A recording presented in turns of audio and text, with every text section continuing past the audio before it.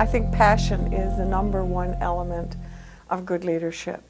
You have to really believe in what you're doing to motivate and to make the kind of decisions that are going to have long-lasting impacts. Caring about community and societal good, being willing to understand how theory underpins practice and practice needs to inform theory. And I would say probably one of the most important skills, if I was going to name skills, is actually strategic analysis and strategic thinking. I also think that advocacy is a really important role for public health practitioners. Knowing how to work at different levels of the system, knowing how to influence and support policy change is important. And being able to really get a sociological look at our problems, understanding not only what's going on at the level of families and neighborhoods, but also at the level of the built environment, the policy environment, and even as the global environment, trade and so on, that affects things like food security. Alors c'est certain que pour moi, quand on est leader dans une région, c'est important de passer des messages, c'est important d'aller vers les gens, c'est important de porter un dossier ou porter une cause, mais cette cause-là doit être enrichie par l'expertise et ce que les gens en pensent, ce que les gens en disent, et ça fait de nous un meilleur leader si on est à l'écoute des gens avec qui on travaille. Donc, on travaille autant avec les gens du réseau de la santé que les gens à l'extérieur du réseau de la santé. Et pour être vraiment un leader auprès de ces gens-là, d'abord, il faut avoir leur confiance, il faut être à l'écoute, il faut être capable d'être en relation avec eux. Et la qualité de la relation qu'on a avec les gens fait de nous une personne plus influente. Leadership, I think, is really important in organizational change and in making real action in progress towards health equity. So there's very many leadership styles and lots of different good leadership approaches. But I think what both we've experienced in Winnipeg and what we heard in our conversations today is that leadership is very important to this issue, and it can come in lots of different directions, and really multiple roles in leadership are recognized. So we heard today talking about having leadership at say a CEO level or at the top of any organization that sets a tone and invites people to be involved in equity. And having a CEO, as we do in Winnipeg, who is very engaged and supportive of making inroads in health equity is very important. And without that, I think there's a lot of challenges for leadership to develop and flourish throughout other levels of the organization. Well, I think more progressive organizations recognize and embrace this notion that leadership is not a function of organizational position. And so hopefully if we are sort of knowledge leaders, we are lucky enough to exist within an organizational framework that embraces those ideas, rather than sort of an old, antiquated way of thinking about what constitutes a leader, where leadership tends to be conflated with sort of managerial capability. Leadership now is more focused on the ability to mobilize ideas.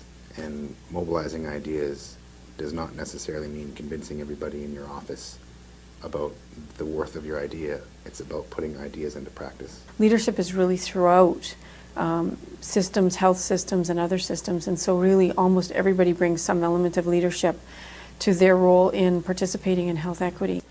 Well, we're talking about major change, and major change that absolutely has to involve the entire staff. So something of that magnitude simply won't happen without leadership right from the very top. So that's essential.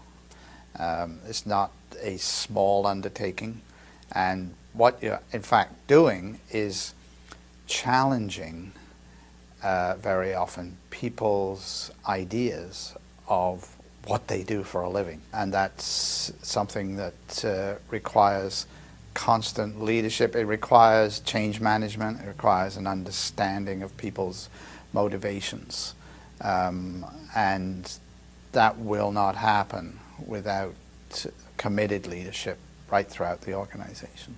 Mais quand on croit profondément que la santé, c'est pas seulement de traiter les gens qui se présentent dans un établissement de santé, bien, ça passe par le changement de toute une culture du réseau de santé qui doit passer d'une approche que moi j'ai toujours qualifiée d'une approche clientèle, servir la clientèle, pour dorénavant planifier l'offre de services en pensant à l'ensemble des besoins de la population, autant les besoins de ceux qui ne les expriment pas que les besoins des personnes qui expriment.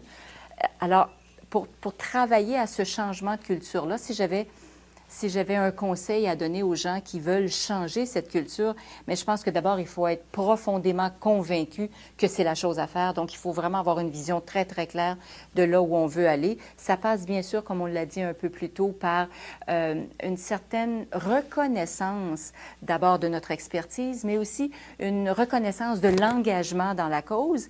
Et ça prend des bonnes relations avec les gens qui sont au quotidien extrêmement sous pression par la demande de services pour pouvoir les amener à réfléchir un petit peu plus en avant, penser à autre chose, se projeter dans l'avenir pour changer ce paradigme de services à offrir aux gens qui sont malades aujourd'hui pour essayer de se projeter sur les besoins un peu plus larges d'une population. Donc, ça prend du leadership, ça prend de la conviction, ça prend de l'engagement, ça prend de bonne qualité interpersonnelle pour influencer, ça prend bien sûr de l'expertise et ça prend aussi toute une équipe pour nous alimenter et travailler dans le même sens parce que ça ne peut pas se faire par une seule personne, ça se fait par une équipe au complet. Trying to move health equity agendas forward, there's just so many levels and so many layers which need to sort of happen at the same time that it's really a three-dimensional, multifaceted kind of an approach.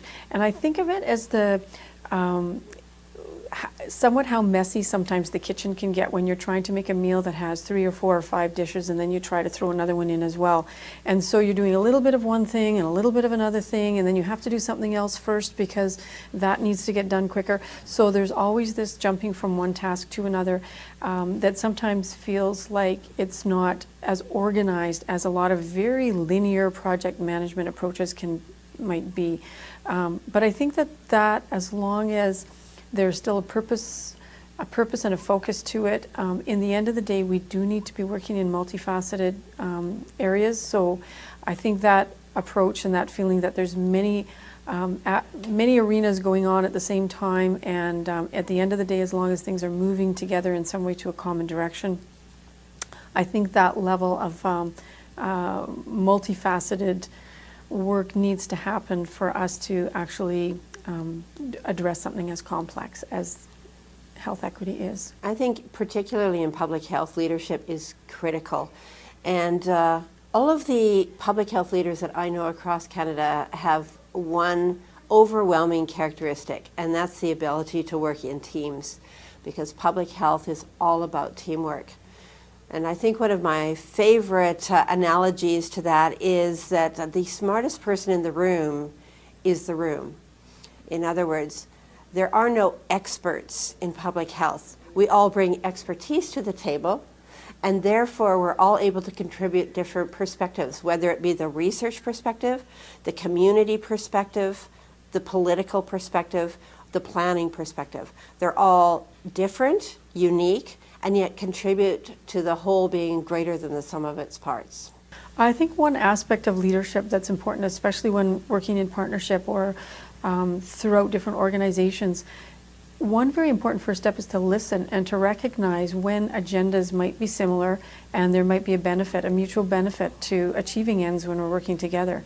So some examples of that might be when we're working with partners such as in Winnipeg, the Winnipeg Poverty Reduction Council. And if there's ways that we can come and add our energy or add our resources or add some of our thinking to the work they're doing and also invite them to come along and add their thinking and some of the networks that they represent to our work, then we're so much further ahead. Well, I think public health leadership for health equity is critical right now, and what we're finding is that it really varies from place to place, just who the leaders are in a local community that want to move on improving health equity. And if there is already a strong group in place, then I think public health has to look at how can we come alongside and help to move it along? How how can we co-lead or how can we be a part of a coalition. It may differ from community to community, but to be respectful of the existing leadership and partners that have been working in this field for a long time and now say we'd like to join in that effort. Au Québec, on a la chance d'avoir une loi de santé publique qui donne des pouvoirs importants au directeur de santé publique d'une région. Ce pouvoir-là, c'est d'informer la population sur ses risques à la santé. Et ce pouvoir-là n'est pas soumis aux aléas des contrôles de cabinets politiques. C'est inscrit dans la loi et le directeur doit signaler les risques à la santé. Ça lui donne une position d'autorité pour parler et ça l'autorise à prendre le leadership des changements pour améliorer l'état de santé de la population.